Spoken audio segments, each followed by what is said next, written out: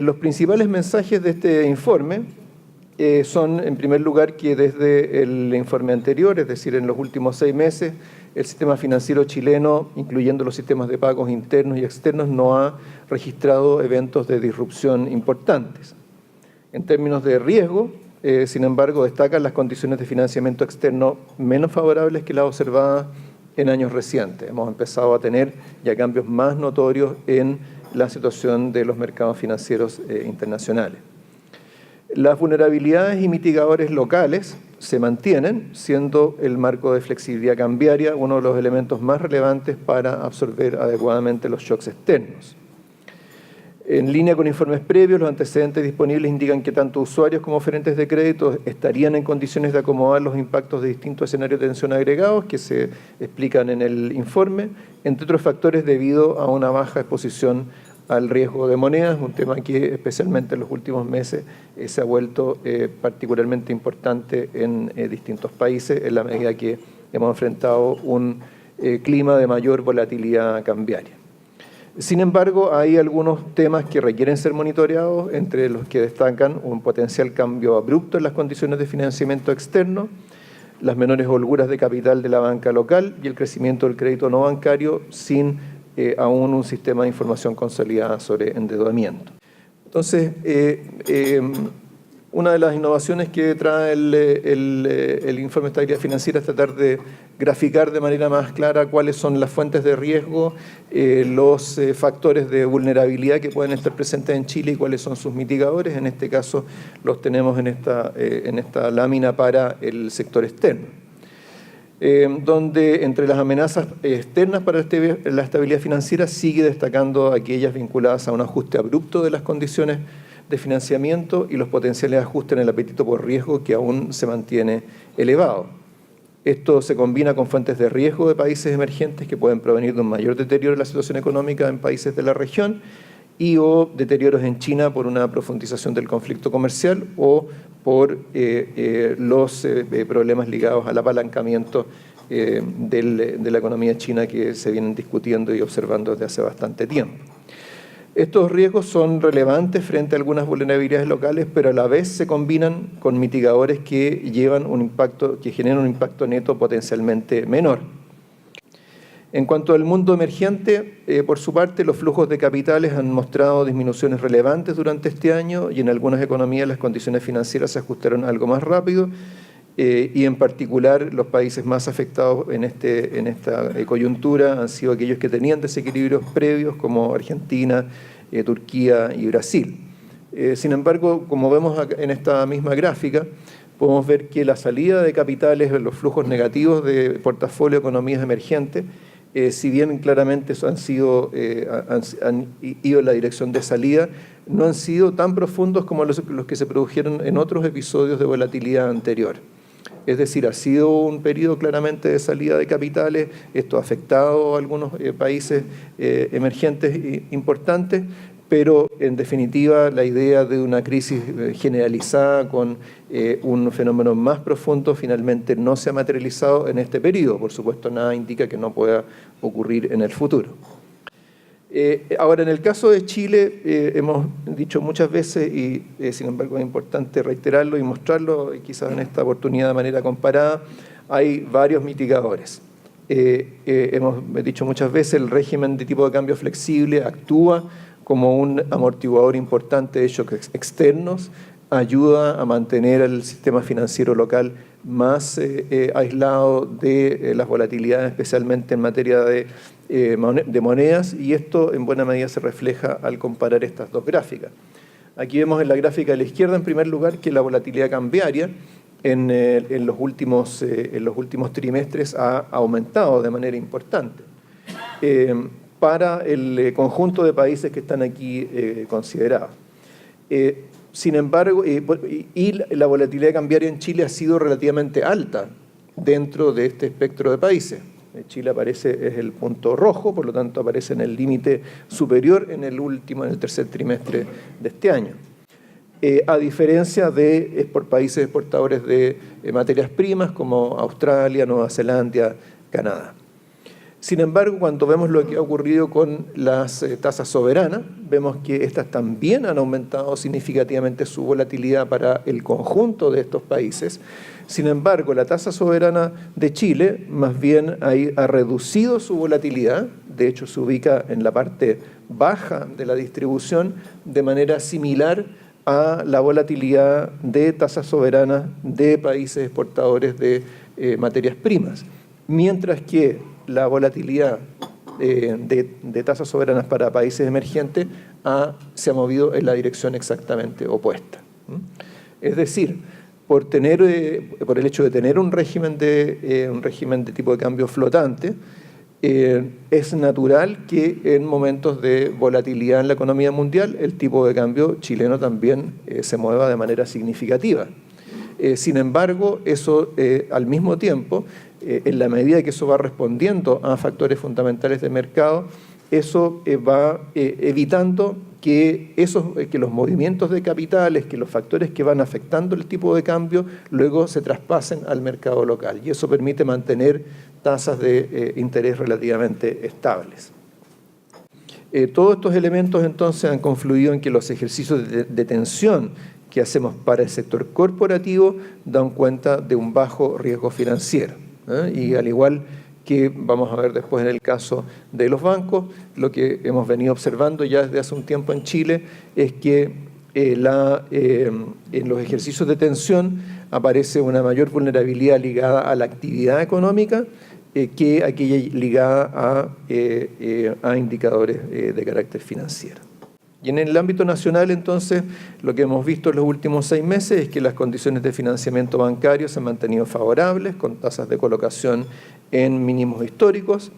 Las colocaciones han ido aumentando su tasa de crecimiento en el último año, en línea con la mayor actividad económica, con una expansión real anual de 6,4% a septiembre. Por su parte, la cartera de consumo se ha mantenido con un crecimiento relativamente estable, en torno al 5%, mientras que la cartera hipotecaria ha desacelerado en los últimos meses, ubicándose actualmente con un crecimiento del orden del 6,5% en 12 meses.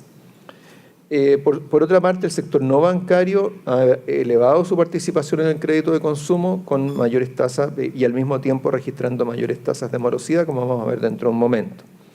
Los precios de viviendas han mantenido su dinamismo, acumulando un crecimiento de 60% a nivel nacional entre el 2010 y el 2018. Esta expansión en lo más reciente se ha ubicado en torno a un 7% anual, algo mayor a lo que habíamos venido viendo antes, posiblemente en parte debido al efecto de la reforma tributaria sobre la demanda y los precios de viviendas.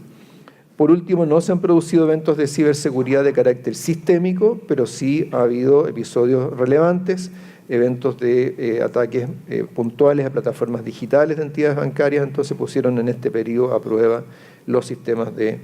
contingencia.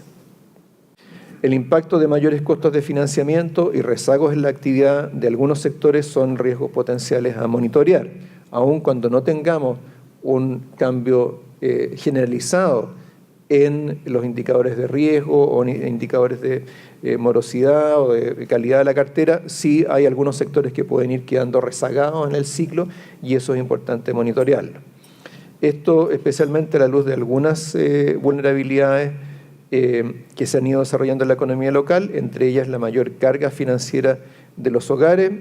y algún deterioro en el sector inmobiliario residencial y menores holguras de capital en la banca. Sin embargo, destacan dentro de los mitigadores internos la recuperación reciente de la actividad económica y la aprobación de la Ley General de Bancos, que vamos a comentar un poco más adelante. Entonces pasamos ahora a una breve revisión de algunos de los temas de la banca. Ya hemos hablado de la evolución de las colocaciones comerciales han tenido un dinamismo bastante claro, en línea con la actividad económica. Mientras que las colocaciones de consumo mantuvieron una tasa de crecimiento relativamente constante, mientras que la cartera de vivienda continuó reduciendo su ritmo de crecimiento. Un tema que nosotros hemos señalado en nuestros análisis de riesgo respecto de la banca en el último tiempo es el uso intensivo de garantías como mitigadores de riesgo de crédito en la cartera comercial de evaluación individual. Y la aprobación de la nueva Ley General de Bancos, por supuesto, es el principal hecho, la principal novedad en la política financiera en los últimos meses. Como sabemos, el Congreso aprobó la nueva Ley General de Bancos, estaba todavía en el trámite de control constitucional para su promulgación, pero esto, todos lo hemos comentado, lo mencionaba Segismundo al comienzo, es un paso muy importante en la evolución del sistema bancario chileno, porque esto nos va a permitir converger a un estándar internacional de regulación sobre solvencia bancaria y en un fortalecimiento de los estándares aplicables a una serie de otros elementos, particularmente a las regulaciones macroprudenciales. Por último, en lo que se refiere a la nueva Ley General de Bancos, como bien lo decía Segismundo, quizás el ministro de Hacienda lo sentiría un poco injusto si uno dijera que la parte fácil es legislar y que la parte difícil es implementar, pero hay algo de verdad en esto, en el sentido de que las tareas que vienen ahora para la implementación de la Ley General de Bancos son muy importantes. Hemos visto que hay, por ejemplo, hoy día un rango relativamente amplio de estimaciones sobre cuál sería el requerimiento adicional de capital en el sistema bancario para cumplir con la ley de bancos, y la dispersión en ese rango de estimaciones depende en buena medida porque tenemos que primero calcular los activos ponderados por riesgo, y para eso requerimos los modelos e implementar toda la estructura que está contemplada en la Ley General de Bancos, incluyendo también la posibilidad de usar modelos propios. Por otra parte, también es necesario emitir la normativa para la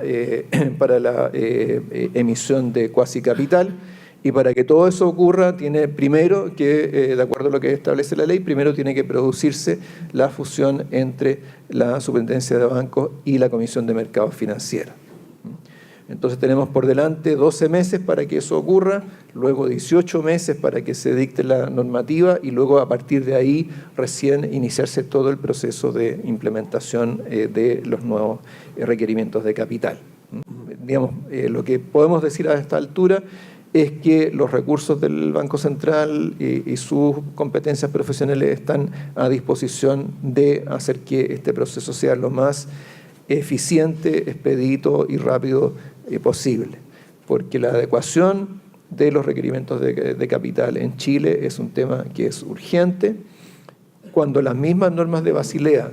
son aplicadas en un país y no en otro, o donde hay un país que tiene un rezago importante respecto de aquellos que están más avanzados, también hay un riesgo probablemente adicional. Un elemento que para nosotros es muy importante además en el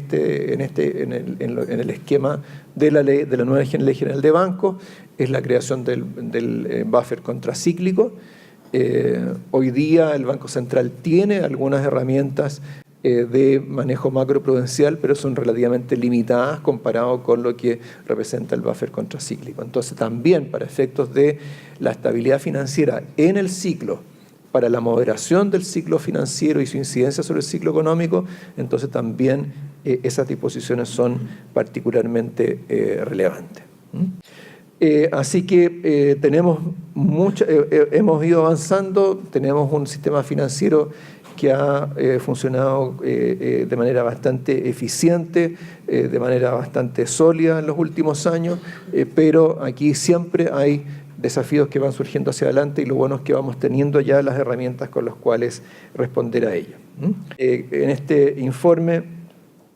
vemos entonces en materia de riesgos 3 grandes temas. Uno de ellos son riesgos adicionales que pueden provenir del sector externo. En segundo lugar, vemos algunas holguras que para Chile han sido importantes con el tiempo, pero que se han ido usando, que se fueron usando durante el periodo más bajo del ciclo y que es importante ir recuperando. Y por otro lado, algunos temas que han ido emergiendo como potenciales riesgos financieros que tenemos que monitorear y cuando sea necesario y eficiente hacerlo, también reflejarlos en la regulación. Muchas gracias.